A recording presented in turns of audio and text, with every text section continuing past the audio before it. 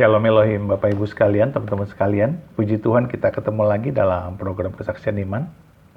Saya berdoa, saya berharap Bapak Ibu sekalian sehat, bahagia, dan dalam perlindungan Tuhan yang sempurna. Dan Bapak Ibu sekalian diberkati Tuhan berlimpah-limpah dalam segala aspek kehidupan.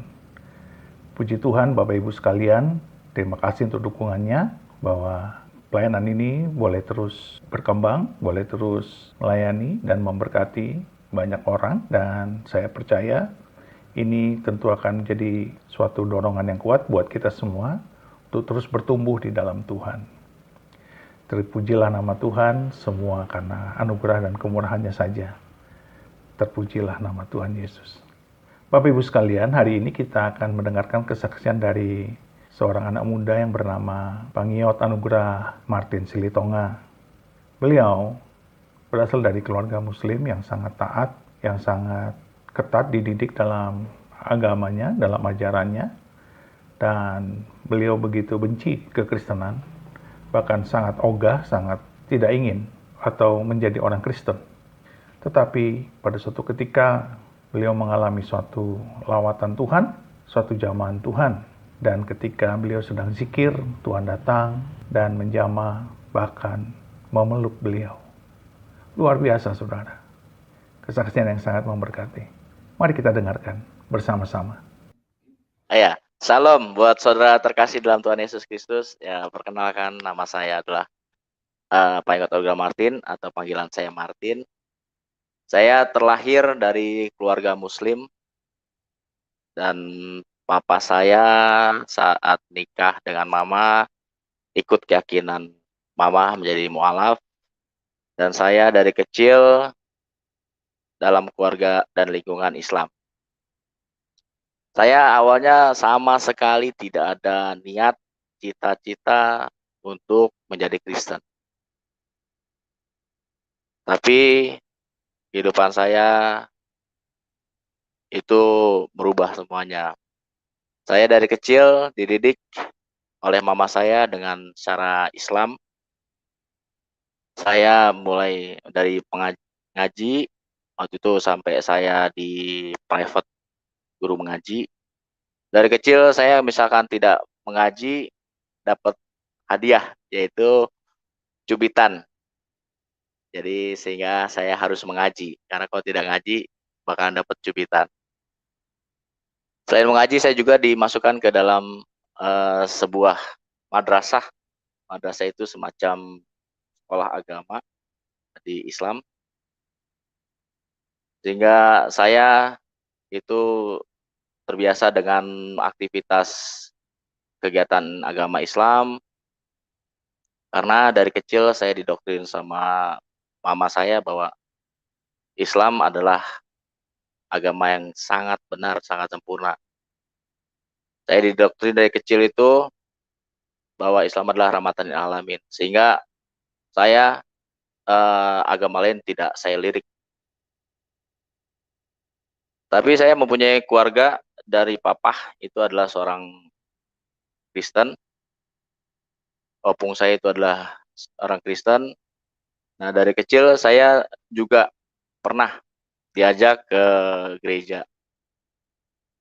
Akan tetapi pada saat di gereja itu, karena saya dari kecil udah didoktrin sama mama bahwa Islam adalah agama terbaik, sehingga kalau misalkan kamu ke gereja, kamu baca istighfar, kamu baca syahadat, pokoknya kamu ingat,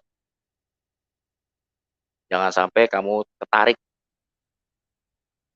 Nah, sehingga saya misalkan diajak ke gereja sama opung, pada saat itu ya saya di hati tetap melakukan itu, apa yang diperintahkan mama saya. Sampai saya kecil harus menghafal surat-surat, bacaan-bacaan, sehingga saya harus terkecil itu apapun melakukan itu harus pakai doa. Dimulai dengan doa, doanya itu harus doa yang dihafal, sehingga saya ada rutinitas dikasih ayat hafalan-hafalan dari kecil. Nah, meningkat sekolah, saya masuk SMP, waktu itu pergaulan memang benar-benar pertengkaran, terusnya tawuran-tawuran. Nah, di situ saya diperkenalkan yang namanya hikmah, ilmu al-hikmah atau ilmu magic lah. Dari SMP saya mulai melakukan ritual, yaitu ritual pemasangan supaya kebal bacok, kebal tembak dan sebagainya. Nah, sampai saya mulai belajar dan mempelajari yang namanya ilmu hikmah. Di ilmu itu saya belajar yang namanya kayak jampi-jampi dan wirid-wiritan gitu. Saya memiliki guru banyak. Awalnya waktu SMP itu guru saya salah satu daerah di Banten sana, sehingga saya selalu suruh mengamalkan namanya wiridan-wiridan. Nah, di SMP itu saya mulai melakukan wiridan, menghafal, dan istilahnya berpuasa untuk dalam ilmu itu harus dibeli. Artinya dibeli dengan cara puasa, bukan pakai uang.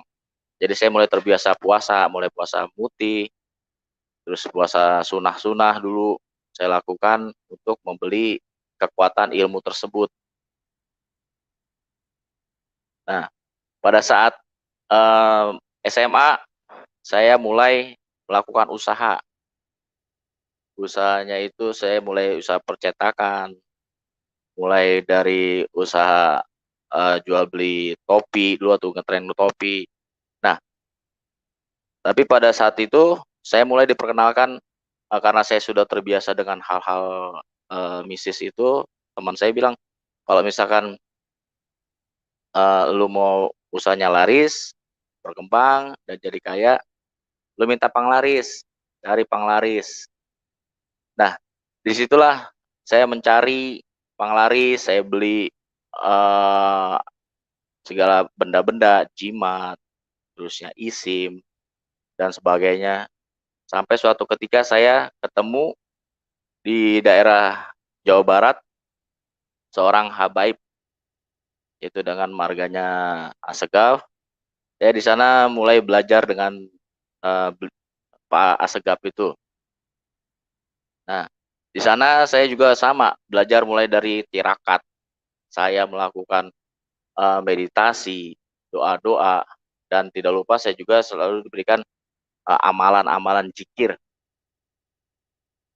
Amalan zikir itu saya lakukan dengan banyak tingkatan, mulai dari banyak jumlahnya, mulai dari 100 kali sampai akhirnya saya puasa yang namanya puasa mutih, sampai saya puasa yang nggak ketemu orang selama kurang lebih seminggu, itu saya lakuin. Nah, di sana itu saya mulai ditawarkan yang namanya benda-benda yang buat usaha, mulai dari pasang paku emas, terus makan gabah, terus pasang susu. Pokoknya apa yang diperintahkan sama dia itu saya lakukan dan saya ambil, berapapun itu harganya. Itu saya berjalan terus sampai suatu ketika eee, saya usahanya mulai turun. Nah, usaha turun, saya balik lagi, saya manggilnya Habibie, "Oh, ini usahanya turun lagi." "Oh, ya udah, berarti kamu harus puasa lagi." Akhirnya saya lakukan lagi puasa. Nah, tapi usahanya itu bukan malah maju, tapi mengalami kemerosotan lagi dan malah merosotan lagi, sehingga saya ke sana lagi, "Bi, ini kenapa ya? Ada yang salah sama saya atau gimana nih? Atau tempat usahanya atau ada yang ngerjain?" Saya dulu pokoknya berpikiran sangat-sangat negatif, apapun disangkutkan dengan hal-hal mistis. Akhirnya sama Abi itu saya dimandikan kembali. Dimandikan kembali, tirakat, sampai saya disuruh 2 hari 2 malam waktu itu di bawah sungai. Saya kayak semacam semedi gitu. Nah, pas di semacam semedi itu saya mengamalkan ilmu-ilmu amalan-amalan yang baru. Nah, pada saat amalan baru, saya kok kayak panas gitu ya, kayak lain. Nah, waktu itu selesai saya 2 hari, saya dijemput sama Abi itu, ya udah kamu udah selesai, kamu pulang, ini bawa air, kamu kucurin semuanya di sekitaran rumah sama tempat usaha. Nah, terus juga dikasih juga sama kayak tulisan-tulisan huruf gundul gitu buat ditempel. Nah, sejalan itu setelah dari situ usaha meningkat lagi. Bahkan saya nambah usaha sebuah counter pulsa. Dalam hati saya, wah, toker juga nih. Ya udah akhirnya terus saya lakuin, saya amalin, semakin lama semakin terus meningkat, pesat, dan counter saya itu yang tadinya ngontrak, sedikit-sedikit saya mulai menyicil kontrakannya itu supaya jadi milik saya. Nah, itu nggak berjalan lama, kurang lebih kayak semacam ada limit, kayak ada waktunya. Menjelang kurang lebih setahun, itu kok mulai lagi mengalami kemerosotan. Usaha sablon saya yang tadinya mulai ada dari usaha properti, nge-request baju seragam, dan sebagainya, mulai lama-lama mandek, nggak ngorder lagi. Terus usaha counter saya yang tadinya lumayan ngantri, banyak banget, tiba-tiba turun, sampai suatu ketika eh, sama sekali berangsur-angsur kok nggak ada yang masuk, sama sekali nggak ada yang masuk. Akhirnya saya datengin lagi ke guru saya dulu. Nah, di sana saya bilang lagi, "Bih, kok ini jatuh lagi ya?" Terus dia bilang, "Ah, ini mah ada yang ngerjain nih. Ya udah, kita rapiin lagi." Bahasanya seperti itu. Saya melakukan lagi ritual itu. Nah, setelah melakukan ritual itu saya berpuasa lagi. Nah, di situ saya mulai berpikir, kok kayaknya capek banget ya. Kalau misalkan ada Tuhan, Tuhan yang dulu saya percayai, kenapa kok saya harus melakukan seperti ini? Saya coba mulai di situ kayak setengah-setengah. Pas mulai setengah-setengah itu, tapi saya masih melakukan karena saya berharap masih ada pengharapan, bakal maju lagi. Saya jadi melakukan itu jadi males-malesan karena saya udah merasa kok nggak ada penolongan, nggak ada pertolongan di saat susah malah seperti ini, bahkan seret banget. Nah, udah melakukan ritual itu saya kurang lebih seminggu di sana, saya melakukan ritual, saya pulang ke tempat saya lagi. Nah, di rumah itu saya buka usaha dan ternyata bukan kemajuan yang saya terima, malah semakin lama semakin merosot sehingga sama sekali tidak ada pemasukan. Perlahan-lahan jadi barang yang saya jual dulu selain pulsa, jadi saya jual handphone second dan juga aksesoris. Perlahan-lahan barang hilang, barang nggak ada, tapi duit nggak ada. Itu. Sampai akhirnya perlahan mulai modal itu kecabut sedikit demi sedikit. Nah, mulai dari sana yang sempat tadinya saya kebeli counter dengan cara nyicil itu ruko, perlahan-lahan saya jual. Karena buat nutupin modal, buat makan, karena kan saya sama sekali nggak ada pekerjaan yang lain selain usaha itu. Dan mulai dari situ cetakan saya sedikit-sedikit mulai mandek. Bahkan bukannya malah keuntungan, malah saya ada hutang pinjaman buat ngasih, walaupun saya belum sehebat percetakan yang besar, tapi saya sudah mengkaryakan anak-anak Budas itu. Jadi akhirnya saya jual itu buat nutupin eh, gaji mereka lah. Tuh. Nah, cetakan itu sama sekali drop banget, sampai kosong banget, dan semuanya itu udah mulai dijual-jualin, pretelin sedikit, lama-lama ludes dan akhirnya tutup, yang menyisakan tinggal hutang piutang. Nah, di situ saya mulai, hati saya, kok gini ya? Ini apa yang salah ya? Apa saya kurang greget? Apa puasa saya kurang banyak? Atau amalan saya kurang banyak dosisnya? Akhirnya saya tidak nelpon ke guru saya itu, akhirnya saya berinisiatif, ya udahlah, karena waktu dulu buat ke tempat guru saya itu butuh, nggak, sama sekali nggak ada duit buat ongkos, sama sekali nggak ada. Dan motor pun akhirnya tinggal satu Vespa, Vespa tua, dan itu bensinnya, untuk beli bensinnya pun sampai tidak sanggup. Nah, sampai di situ akhirnya saya berinisiatif, ya udah, akhirnya cobalah, masa iya sih nggak bisa. Akhirnya saya melakukan ritual zikir sendiri. Nah, saya melakukan ritual zikir, saya mulai tengah malam, saya zikir, saya zikir. Pada saat tengah-tengah saya zikir, saya seperti terlelap. Pada saat zikir itu, saya bermimpi di tengah-tengah itu ada hijau, rumput yang hijau, di situ tengah-tengahnya itu banyak, saya dikelilingin sama putih-putih, putih-putih. Nah, pas di tengah-tengah zikir itu, wah, nih jangan-jangan ini nih, Muhammad mau datang nih. Karena kan kata dia, kalau misalkan zikir nih pasti ada sesuatu nih. Nah, pas tengah zikir-zikir itu, anehnya langsung tiba-tiba ada sosok putih besar, mukanya tuh terang benderang, saya nggak bisa ngelihat wajahnya sama sekali. Dia menengadahkan tangannya ini sambil berkata, akulah jalan keselamatan. Nah, di situ saya bertanya-tanya, lah, akulah jalan keselamatan. Ya udah, akhirnya saya terbangun, karena terbangun pada saat itu saya masang alarm, saya terbangun tiba-tiba, oh, saya langsung istighfar. Nah, ini mah mimpi lah.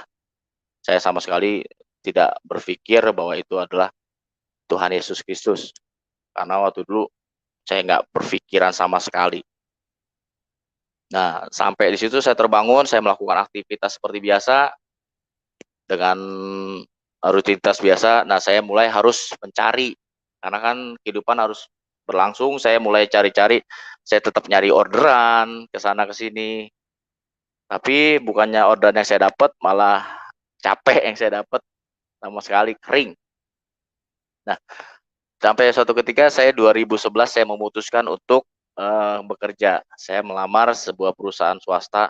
Nah, di sana saya dapatlah menjadi seorang security. Di tempat kerjaan saya melakukan aktivitas biasa dan saya tetap melakukan ritual keagamaan saya. Bahkan saya melakukan seperti biasa ritual-ritual ibadah saya. Nah, sampai 2011 itu saya mulai melakukan lagi wirid lagi, dan saat ini saya tujuannya bukan usaha. Karena pas saya ke sana saya kebetulan udah punya handphone, karena dari gaji saya itu saya telepon lagi, Abi, Bi, sekarang saya udah kerja. Oh ya udah. Alasan beliau itu katanya, oh kamu itu ternyata nggak cocok di usaha. Ya udahlah, saya masih berpikir positif. Akhirnya saya bekerja seperti biasa. Nah, saya karena saya sudah bekerja, saya punya target lain, yaitu gimana nih supaya saya maju, karir saya meningkat. Akhirnya saya sudah punya gaji, saya datang ke sana lagi untuk bertamu, untuk mulai lagi, dan juga saya mulai lagi melakukan aktivitas seperti biasa, yaitu ritual. Nah, di sana saya diisi lagi, yaitu untuk supaya wibawa, terus saya diisi lagi supaya saya menarik orang, supaya orang lihat saya segan, dan juga karir saya meningkat. Setelah di situ saya pulang, dan pulang itu saya dibekelin untuk wiridannya lagi. Nah, saya melakukan itu, dipesenin kamu harus melakukan itu selama seminggu. Ya udah, akhirnya saya melakukan itu, saya ikutin apa yang disuruh guru saya itu. Saya melakukan wirid selama pas tepat hari ke malam ke-7 atau malam terakhir itu saya wirid dan porsinya itu kan semakin lama harus semakin nambah. Nah, pas hari ke-7 itu saya antara tidur dan tidak tidur, itu artinya saya bilang tidur tapi enggak, tapi dibilang enggak tapi tidur. Jadi di tengah-tengah itu saya terus kayak saya akan dibawa ke ini padang rumput yang hijau banget. Dan itu kayaknya rasanya sejuk banget. Ini di mana ya? Saya ini abu di puncak bukan, karena ini dataran hijau. Udah gitu kayaknya damai banget. Tiba-tiba di situ ada sosok datang itu pakai cahayanya itu terang banget dan dibilang kembali, saya dengar akulah jalan keselamatan. Tapi saya sambil pundak saya dirangkul. Pas saat dirangkul itu saya merasakan sangat sangat sangat sangat damai, dan itu nggak saya rasain sebelumnya. Di dunia ini nggak ada yang rasa sukacita, damai, kayaknya tenang banget. Masalah hutang, masalah pekerjaan saya, masalah beban saya, semuanya seakan hilang. Damai banget, sejuk banget, bahkan sampai ke hati saya, nyes. Nah, dari situ saya berusaha untuk melihat wajahnya, tapi nggak kelihatan karena terang banget saya. Nah, pada itu saya diajak jalan-jalan ke sana, ngelewatin taman sana, saya ngiterin taman. Sampai akhirnya saya terbangun pagi karena saya harus bekerja. Nah, di situ saya mulai bertanya-tanya, loh, kok orang yang sama ya? Yang 2 kali yang sebelumnya saya pernah wirid, akulah jalan keselamatan, dan ini dia datang lagi, akulah jalan keselamatan. Sampai saya kerja sambil berpikir terus. Di tempat kerjaan saya, kebetulan saya sampai di pos, saya melakukan aktivitas, saya absen. Nah, di situ saya ada teman yang kebetulan dia adalah seorang Kristiani. Dia menyetel lagu yaitu mampirlah dengar doaku, Yesus penebus, orang lain kau hampiri,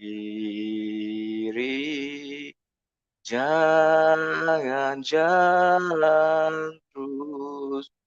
Itu tanpa saya sadari sampai saat ini pun kalau misalkan saya dengar lagu itu, saya otomatis air mata saya keluar. Kayak masuk banget. Hati saya langsung nyanyi, kayak ngikutin. Padahal sebelumnya saya nggak pernah tahu lagu itu. Tapi hati saya kayak ada suara, bisa gitu. Langsung saya ikut nyanyi. Nah, karena saya dulu masih berpatokan bahwa agama saya yang dulu adalah yang benar, saking antara bingung dan saya merasakan sejuknya itu, akhirnya teman saya itu, teman akrab itu, omelin, bos jangan gitu dong, nih gue nih Islam semua nih di sini di posko nih, lo apa maksudnya, matiin tuh. Sampai teman saya bilang, jangan gitulah, saya denger musik doang ini, nggak bisa, matiin. Saya keras banget waktu itu, matiin saya bilang. Saya berusaha menolak, akhirnya teman saya dengan muka yang gak enak matiin. Saya dalam hati saya, bodo amat lah lu Kristen ini. Nah, akhirnya saya melakukan aktivitas seperti biasa, saya melakukan pekerjaan saya sampai saya pulang. Dalam perjalanan kebetulan pada saat itu macet, daerah yang saya lewati itu lumayan daerah macet semua. Itu antara di pas macet itu saya terngiang suara yang lagu tadi, yang mampirlah dengar doaku, Yesus penebus. Itu semakin saya berusaha menutup kuping saya, itu kayak semakin kuat. Dan saya nggak sadar netes. Air mata saya bener-bener keluar deres banget. Akhirnya saya berusaha, saya terus jalan, nggak peduliin, tapi itu nggak hilang-hilang lagu itu. Sampai saya sampai rumah, ya udah akhirnya saya mandi ya, aktivitas biasa dan tidur. Nah, pas besoknya saya kebetulan ada kenal manajemen saya dulu, itu adalah seorang Nasrani juga. Kebetulan dia baik banget. Akhirnya saya tanya, saya penasaran karena itu udah terngiang-ngiang sama saya nyanyiin.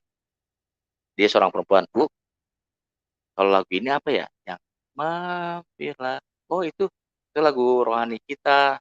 Kenapa emang? Oh enggak, saya masih tetap gengsi.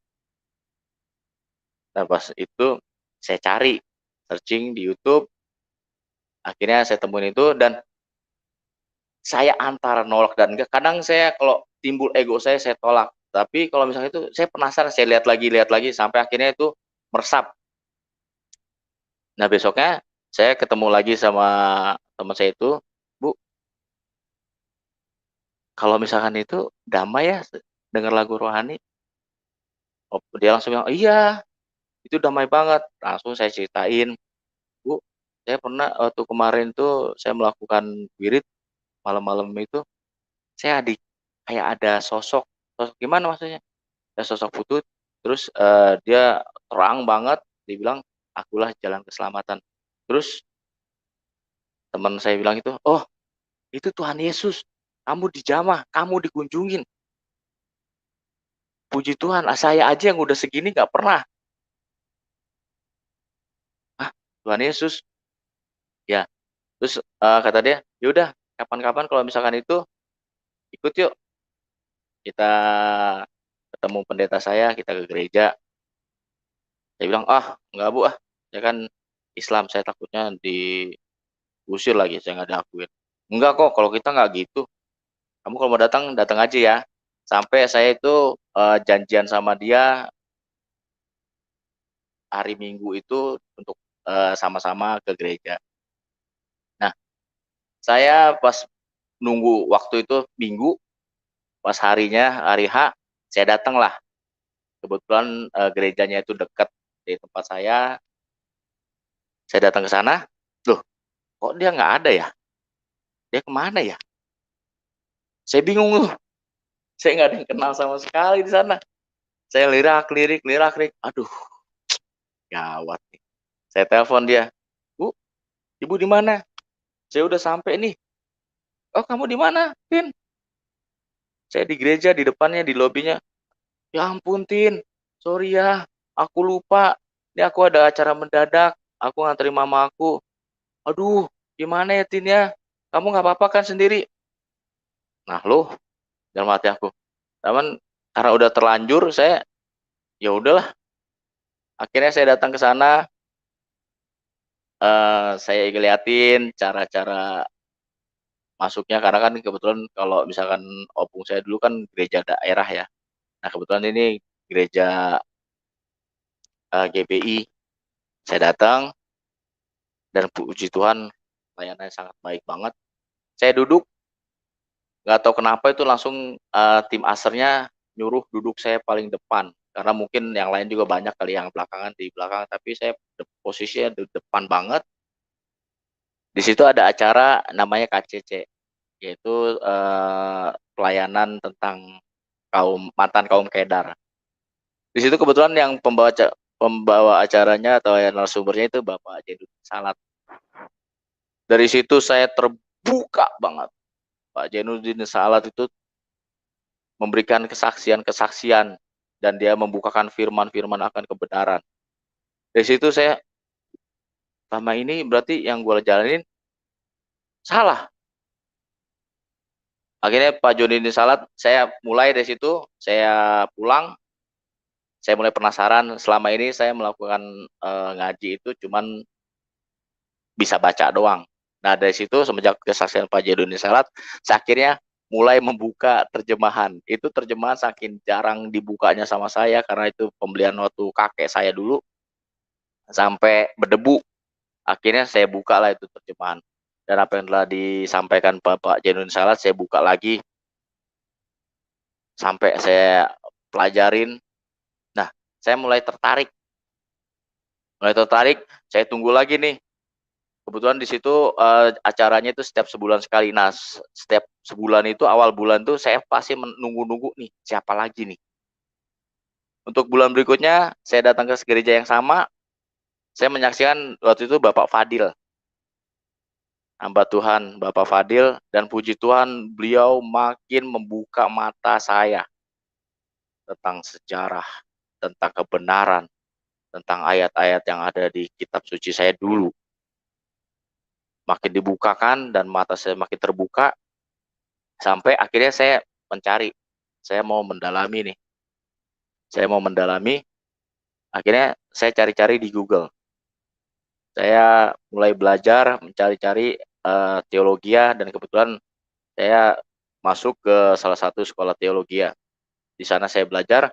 Nah, di tempat itu saya bertemu sama salah mantan murtadin juga di sana, dan akhirnya kata teman saya itu mantan murtadin, ayo dah yuk kumpul, jadi biar kita sama-sama lebih terbuka lagi wawasan kita kumpul. Kebetulan itu ada misteri mantan-mantan kaum kaum kedar, yaitu kaum murtadin.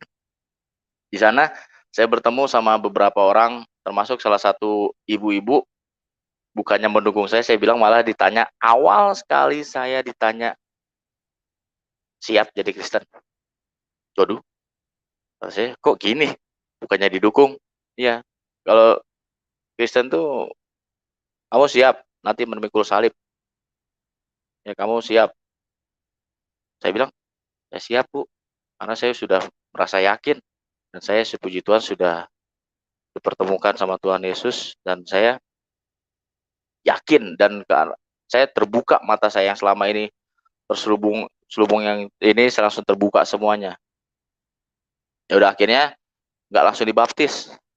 Saya di situ sedikit sharing, saya didoakan sama para murtadin sampai 2 minggu yang lalu saya didoakan, dan kayak semacam apa yang ada di badan saya lepas semuanya. Saya didoakan pelepasan. Saya benar-benar sampai meraung-raung, sampai mengeluarkan kotoran banyak banget. Di situ saya mengalami, setelah pelepasan itu, loh kok ini enteng banget ya? Selama ini saya gelisah, hati saya rasa takut, saya cemas, hilang. Yang ada keberanian, yang ada Tuhan Yesus. Ngapain takut?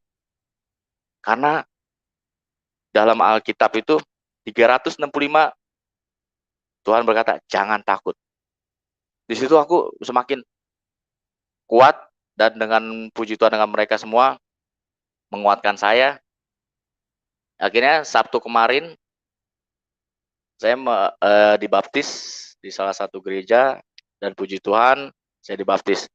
Tapi ternyata perjalanan itu enggak semudah. Saya harus mengalami yang namanya pemikulan salib. Nah, saya pikul salib. Pada saat saya pulang, saya setelah baptis, saya mulai, awalnya saya ngumpet-ngumpet, saya mulai doa di kamar, diam-diam, sampai saya memiliki keberanian. Loh, kalau misalkan benar ngapain takut? Akhirnya saya ada keberanian, ya udah. Akhirnya saya mendeklarasikan kepada keluarga saya, dan puji Tuhan, saya deklarasikan kepada mama saya diberikan kekuatan dan keberanian sama Tuhan Yesus. Tapi perlakuannya, mama saya ngamuk. Anak durhaka. Ngapain lu? Lu udah bukan anak gua lagi. Pergi sono. Akhirnya saya diusir. Saya diusir dari rumah saya karena saya mengakui keimanan saya. Dan akhirnya saya selama kurang lebih 7 bulan itu saya ngekos dan keluar dari keluarga, dan semua sepupu-sepupu saya sama adik-adik saya, luar biasa kata-katanya. "Udah, lu jangan ke sini, lu murtad, lu bukan anak mama," kata adik saya. Terus kata sepupu saya nggak mau kenal kamu, kamu bukan adik saya. Tapi saya nggak takut, kalau saya ini adalah kebenaran, jalan kebenaran. Tuhan Yesus adalah pembawa jalan kebenaran, saya nggak takut. Akhirnya saya ngekos, dan kebetulan teman saya yang awalnya di tempat kerja itu kenal saya sebagai seorang muslim, luar biasa, saya juga dibully. "Woi, ngapain pindah lu? Emang nggak betah?" Sampai beberapa perlakuan-perlakuan yang lumayan, yang harus saya tanggung. Tapi puji Tuhan saya punya saudara seiman, saya punya rekan-rekan kaum murtadin yang selalu menguatkan saya dan selalu mendoakan saya. Sampai saat ini saya diberikan kekuatan sama Tuhan Yesus, dan saat ini sampai sekarang saya masih belajar untuk pemahaman Alkitab, karena dulu sama sekali saya nggak saya nggak mau cari tahu, yang akan cari tahu, saya cita-cita juga ogah. Ya, akhirnya ya Tuhan Yesus banyak cara untuk menangkap saya, dan saya sangat bersyukur sekali Tuhan Yesus, karena Tuhan telah menyelamatkan saya. Karena tidak ada keselamatan tanpa melalui Tuhan Yesus. Dan itu saya pegang. Dan sampai suatu ketika banyak juga mujizat-mujizat yang Tuhan Yesus telah berikan kepada saya. Saya mengalami kecelakaan waktu bulan Juli. Saya mengalami kecelakaan, dan pada pas kecelakaan itu luar biasa, tangan saya patah, dan saya harus kebetulan saya punya asuransi, mengcovernya itu nggak cukup. Dia covernya cuma kurang lebih 20 juta, sedangkan biaya operasinya itu 80. Nah, di situ saya bergumul, saya mulai berdoa, saya mulai minta, "Tuhan Yesus, tolong saya." Nah, tapi Tuhan Yesus itu kadang-kadang suka mempunyai selera humor yang luar biasa, dan Tuhan Yesus menguji juga. Di sana setelah berdoa, nggak langsung Tuhan berikan. Saya mulai pada saat itu mau coba minjem uang, sama sekali nggak ada yang mau ngasih uang. Saya mengajukan pinjaman ke koperasi kerjaan saya, ditolak karena nggak bisa sehari. Karena kan saya kejadiannya itu hari Kamis, jadi saya harus operasi itu hari Minggu. Nggak bisa Pak, ini harus proses, harus berbulan-bulan karena harus tanda tangan dari ini itu. Akhirnya ya udahlah. Terus saya coba ke teman-teman saya juga, mereka bilang, "Ya kan lu tahu Tin, kita sama-sama security, mana ada uang segitu." Ya udah akhir sampainya saya hopeless, bener-bener, "Tuhan, aku berserah, terserah Engkau Tuhan. Tapi aku yakin Kau maha baik. Tuhan Yesus, Engkau maha baik.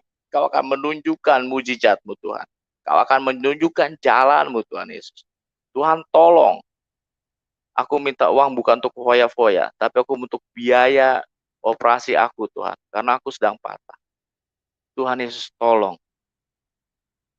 Dan puji Tuhan, setelah saat saya meringis, saya pasrah, berserah sama Tuhan Yesus, di situ Tuhan nunjukin jalan. Langsung tiba-tiba yang udah saya datang, jenguk, langsung bilang, "Dek, gimana biayanya?" Asuransi nggak cover yang udah, cuma 20, kurangnya banyak. "Oh, udah, terus ada cara lain nggak? Kamu udah bilang ke tempat kerjaan?" "Oh udah, yang udah aku coba minjem, tapi prosesnya lama, nggak bisa sehari 2 hari." Terus ada solusi lain. Nah, pada saat solusi lain itu, seakan pertolongan Tuhan itu ajaib. Bagian administrasi dari rumah sakit itu datang, "Pak, gimana? Jadi pakai asuransi. Terus kurangnya eksesnya gimana kekurangannya?" "Aduh Pak, saya nggak ada uang nih Pak." "Loh, terus Bapak kecelakaannya gimana nih kalau ini?" Ya gimana ya Pak ya? Terus dia tanya langsung, dia coba tanya ke saya, "Bapak waktu itu kecelakaannya pada saat kerja, main atau gimana?" "Pulang kerja sih Pak." "Oh kenapa nggak pakai BPJS Ketenagakerjaan aja?" Itu puji Tuhan kayak seakan saya mendapatkan berita yang bagus banget. Akhirnya dikasih tahu sama dia cara, jalan-jalannya, "Bapak harus siapin berkas ini, dari kepolisian, dari ini." Akhirnya itu pertolongan Tuhan luar biasa, inang udah saya bergerak, langsung hubungin teman-temannya, dan semua berkas itu, pemberkasan itu, semuanya diselesaikan, dan akhirnya hari Minggu, itu kejadiannya hari Sabtu dan Minggu itu harus operasi pagi, dan itu Tuhan Yesus sediakan semua biayanya dan semua. Dibilang administrasi, "Pak, sudah lengkap berkasnya dan semua itu gratis." Gratisnya itu bukan cuman biaya operasinya, Tuhan sediakan juga untuk biaya check up-nya, Tuhan sediakan untuk biaya obatnya, Tuhan sediakan waktu itu harus kontrol itu seminggu sekali, dan biaya obatnya itu kalau saya lihat itu kurang lebih 3 jutaan karena tulang. Itu amazing banget. Tuhan Yesus maha baik. Tuhan Yesus menyediakan semuanya, dan itu benar saat kita berserah sama Tuhan Yesus dan semua kita percayakan sama Tuhan Yesus, jalannya itu luar biasa. Dan semuanya itu di-cover, mulai dari operasi, terus, perawatan, check up, medical check up, sampai nanti dicabut lagi pen saya ini semua gratis, tis. Tuhan Yesus yang membiayai semuanya. Banyak banget mujizat-mujizat Tuhan. Selain itu juga pada saat pandemi ini, saya kebetulan kan, di-outsourcing juga, dan di-outsourcing itu berdasarkan area. Jadi pada saat Maret itu area lama saya